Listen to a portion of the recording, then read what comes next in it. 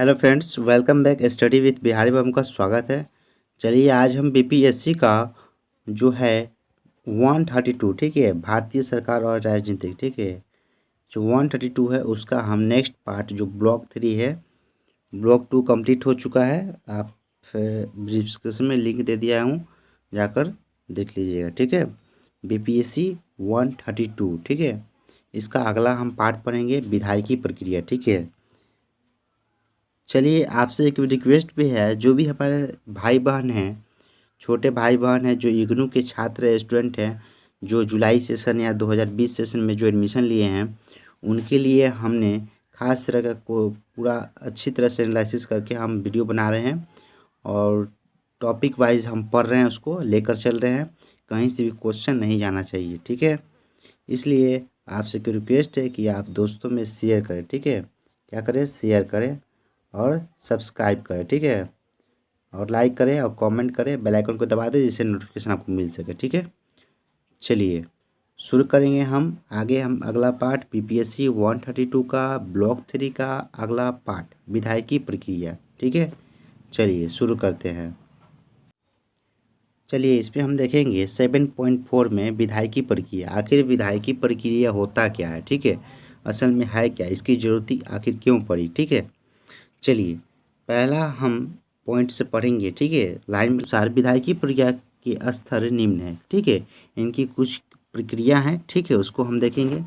चलिए इसमें पहले देखते हैं। पहला स्तर किसी विधेयक को प्रस्तुत करना है, ठीक है। कानून बनाने के लिए किसी विधायक जो है उसे प्रस्तुत किया जाता है, ठीक है, इसको आप देखिएगा, ठीक है। आगे चलिए, यह कानून को इंगित करता है, ठीक है, जिसे सदन में प्रस्तुत किया जाता है, ठीक है। जो विधेयक प्रस्तुत किया जाता है कहाँ पर? सदन में प्रस्तुत किया जाता है, ठीक है। आपको इसको ध्यान रखना है, ठीक है। चलिए नेक्स्ट पढ़ते हैं। किसी भी बिल को प्रस्तुत करने का आशय है उस बिल को पढ़ा जाना, ठीक है। कोई भी अगर बिल प्रस्तुत किया जाता है तो उस बिल को क्या किया जाता है? पढ़ा जाता है, ठीक है, सदन में, ठीक है। दो प्रकार के विधेयक होते हैं, ठीक है।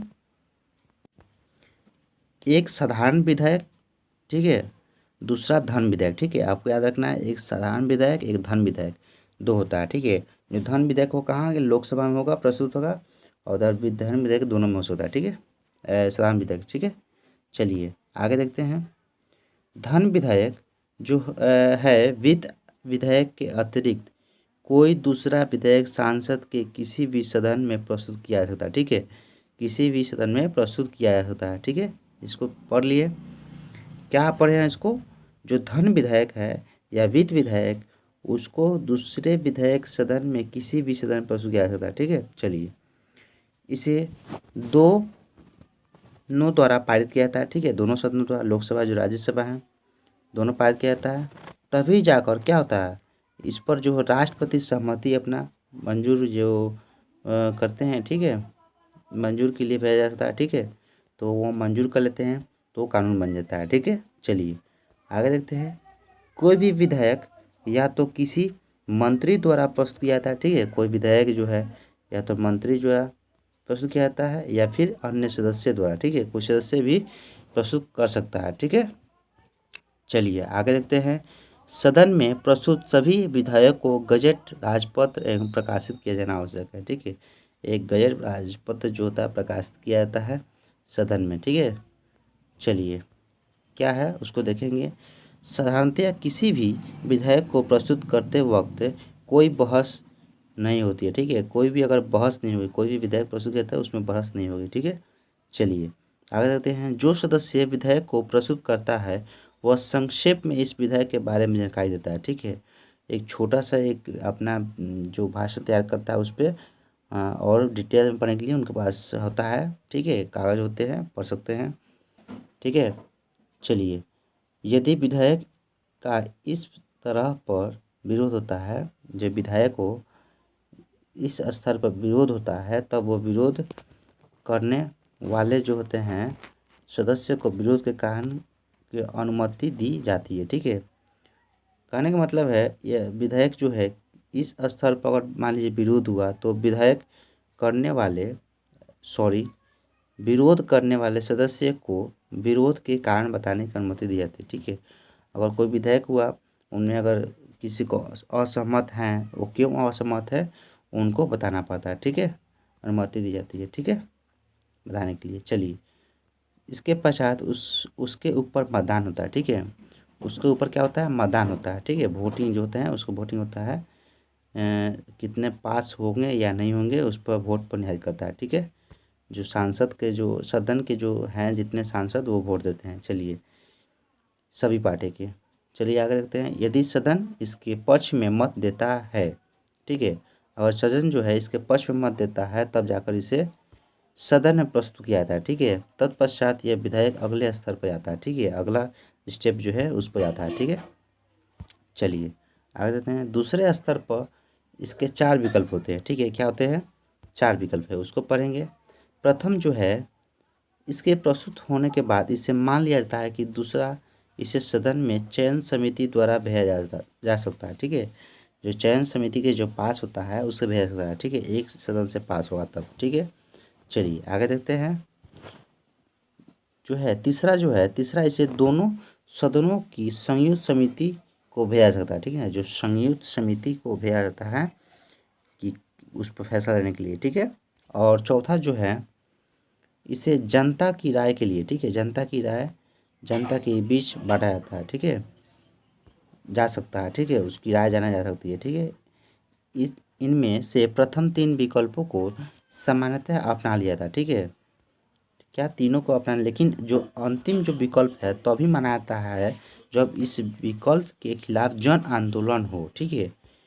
जो अगर मान लीजिए बहुत सारा हंगामा एनआरसी के लेकर जैसे हो गया तो उनमें क्या होता है, जो है सामान्यतः जो है क्या जनता से पूछी जाती है, ठीक है। तो अंतिम विकल्प तभी मनाता है जब विधायक के खिलाफ जन आंदोलन या भारी विवाद हो, ठीक है। चलिए आगे देखते हैं, यहाँ तक समझ गए। प्रथम दिन विधायक के प्रावधानों का चर्चा की जाती है, ठीक है। इसके प्रावधान क्या क्या हैं उन पर चर्चा की जाती है, ठीक है, इसको आप ध्यान रखिएगा। आगे चलिए देखते हैं। यदि विधेयक को अपनाया है, ठीक है, या जो कोई विधेयक है अपनाया है तो अब उसमें संशोधनों का विचार किया जाता है। मान लीजिए विधेयक कोई पास हो गया तो उसमें संशोधन करने का विचार किया जा सकता है, ठीक है। और फिर उसके प्रावधानों को अपना लिया जाता है, ठीक है। जो उनके विचार अगर सहमत अच्छे सही रहा तो उनको अपना लिया जाता है, ठीक है। चलिए आगे देखते हैं। यदि विधेयक को सदन की चयन समिति के पास भेजा जाता है, ठीक है, जो कोई विधायक है सदन के जो चयन समिति होते हैं जो चयनित करते हैं उनके पास भेजा जाता है तभी उस पर चर्चा होने के पश्चात इसकी रिपोर्ट सदन को प्रस्तुत की जाती है, ठीक है, ठीक है, कैसा है कैसा नहीं है, ठीक है।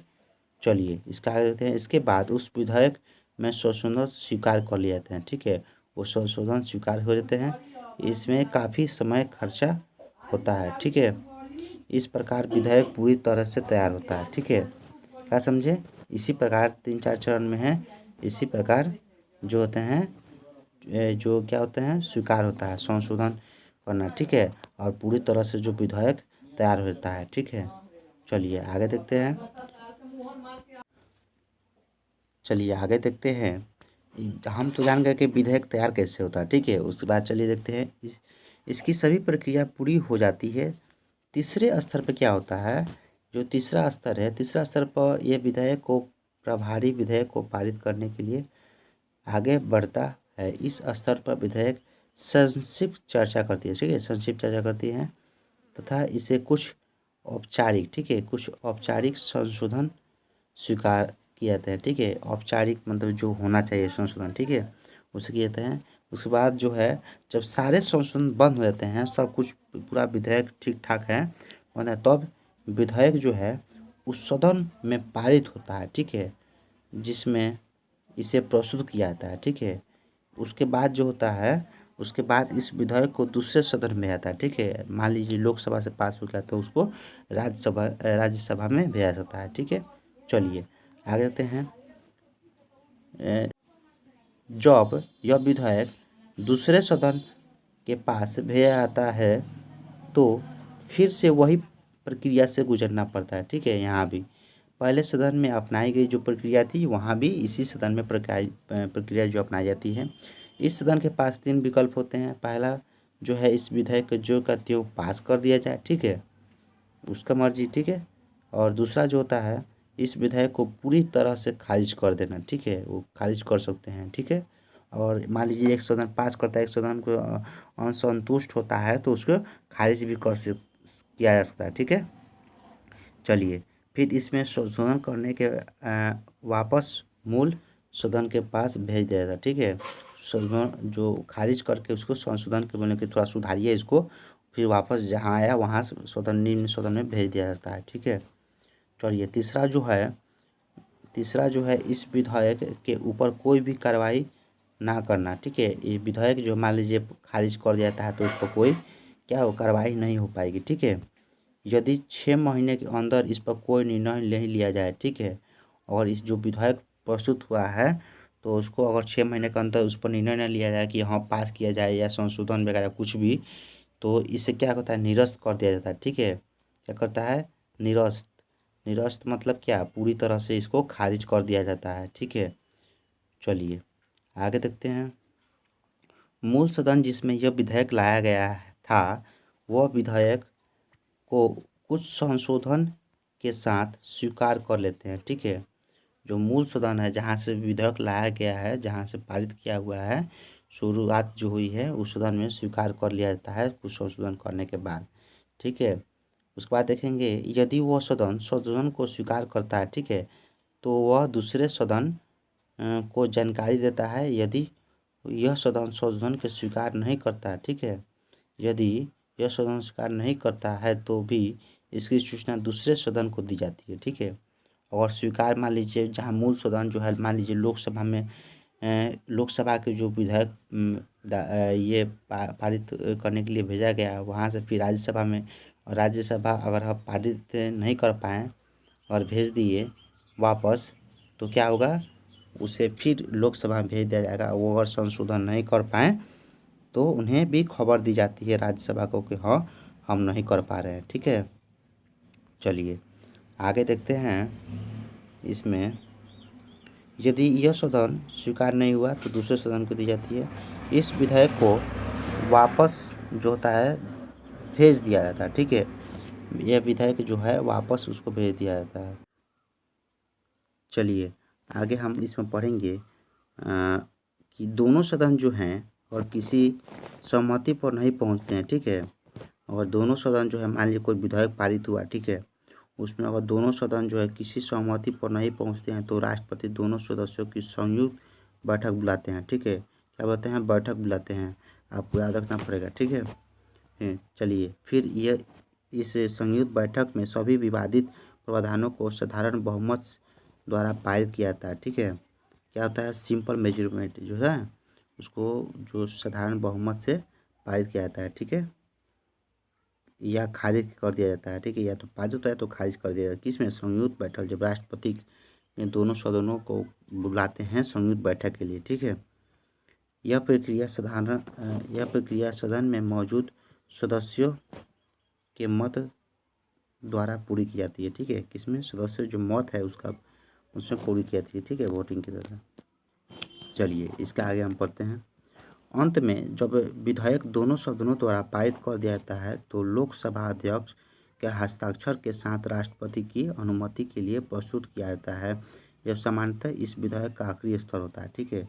चलिए, इसमें इम्पोर्टेंट यही है कि अंत में क्या होता है, मान लीजिए लोकसभा राज्यसभा से दोनों से पास हो गए तो अंत में क्या हुआ, जो लोकसभा का अध्यक्ष का हस्ताक्षर के साथ साथ क्या चाहिए, राष्ट्रपति को अनुमति के लिए प्रस्तुत कर दिया जाता है उन्हें साइन करने के लिए, ठीक है। और वो साइन करते हैं तो वो विधेयक कानून बन जाता है, ठीक है। चलिए, आगे देखते हैं क्या लिखा हुआ है, थोड़ा पढ़ लेते हैं। यदि राष्ट्रपति विधेयक को मंजूरी दे दे, ठीक है, तो फिर यह विधेयक कानून बन जाता है, हमने कहा है बन जाता है, और इसे एक दस्तावेज में रख दिया जाता है, ठीक है। ये कानून बनता है, दस्तावेज में रख दिया जाता है। यह यदि राष्ट्रपति विधेयक को मंजूरी देने से मना कर दे फिर यह विधेयक समाप्त हो जाएगी, ठीक है, निरस्त कर दी जाएगी पूरी तरह, और मंजूरी नहीं मिली राष्ट्रपति की तो, ठीक है। राष्ट्रपति इस विधेयक को सदन के पास पुनः विचार के लिए भेज सकता है, ठीक है। अगर वो चाहे तो बोलिए मान लीजिए कुछ खामी हो उस विधेयक में तो वापस वो भेज सकते हैं किसको, लोकसभा अध्यक्ष जो हैं या राज्यसभा में उस पर सुधार करने के लिए भेज देते हैं, पुनः विचार करने के लिए भेज सकते हैं, ठीक है। इनके पास इतना पावर है राष्ट्रपति के पास, ठीक है। या उसको खारिज करके उसको वापस संशोधन के लिए भेज सकते हैं। चलिए आगे देखते हैं। दोनों सदन फिर से इस विधेयक को संशोधन या बिना संशोधन के पारित कर दें, ठीक है। और फिर से अगर क्या होगा, अगर मान लीजिए राज्यसभा लोकसभा बिना संशोधन किए अगर पारित कर दें, फिर से वापस राष्ट्रपति के पास मंजूरी के लिए भेज दे, तो राष्ट्रपति को इसको मंजूर करना ही पड़ेगा, ठीक है। इसका कोई उपाय नहीं है, इसको करना ही पड़ेगा, ठीक है, क्योंकि फिर से दोनों सदन सहमत हैं, ठीक है। इसके खारिज करने के लिए उस राष्ट्रपति के पास अब शक्तियाँ नहीं रह जाएगी, ठीक है। चलिए राष्ट्रपति के पास इसे नामंजूर करने की शक्ति क्या होगा, नहीं रहेगी, ठीक है। चलिए आगे देखते हैं, थोड़ी सी है। और इस प्रकार जो है कानून का निर्माण एक लंबी एवं जटिल प्रक्रिया, इतने सारे हमने पढ़ा है, एक लंबी और जटिल प्रक्रिया रहेगी, ठीक है। प्रक्रिया के कारण ही कानून बनाया जाता है, ये इतनी जटिल प्रक्रिया है। इसमें काफ़ी समय लगता है, ठीक है। कम से कम इस विधेयक को पारित करना कठिन कार्य है, ठीक है। यदि विधेयक को सही प्रकार से तैयार किया गया हो, ठीक है, सही तरह से प्रकार किया गया है, तो विपक्ष का पूरा समर्थन हो, तभी इस कार्य को आसानी से पाया सकता है, ठीक है। मान लीजिए बीजेपी कोई अगर विधेयक लाती है, ठीक है, जैसे 370 धारा था, तो बहुत सारे जो हैं सांसद उनके तरफ वोट दिए थे, तो आसानी से वो पारित हो गई, ठीक है। उनमें कोई झमेला जो है, कोई संयुक्त बैठक बुलाई नहीं पड़ी, कहीं सुधार के लिए नहीं भेजा पड़ा, ठीक है। ये पूरी तरह से पास हो गई, ठीक है। चलिए यहाँ तक पढ़ लिए। चलिए आगे देखते हैं। धन विधेयक है। धन विधेयक लोकसभा में पारित होता है। चलिए आज तो वीडियो लंबी हो जाने के कारण हम यहीं तक रहने देते हैं। अगले दिन हम पढ़ेंगे नेक्स्ट 7.4 में क्या होगा, धन विधेयक, ठीक है। इसको धन विधेयक हम पढ़ेंगे। और चलिए आज तक लिए इतना ही। जन्म विधायिका जो है यहाँ तक ख़त्म हुई, ठीक है। ख़त्म क्या हुआ, उसकी प्रक्रिया हमने ख़त्म कर दी। और भी सारे धन विधेयक हैं।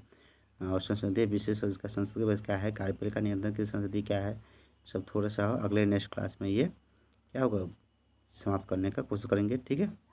चलिए आज तक लिए इतना ही। जय हिंद, जय भारत।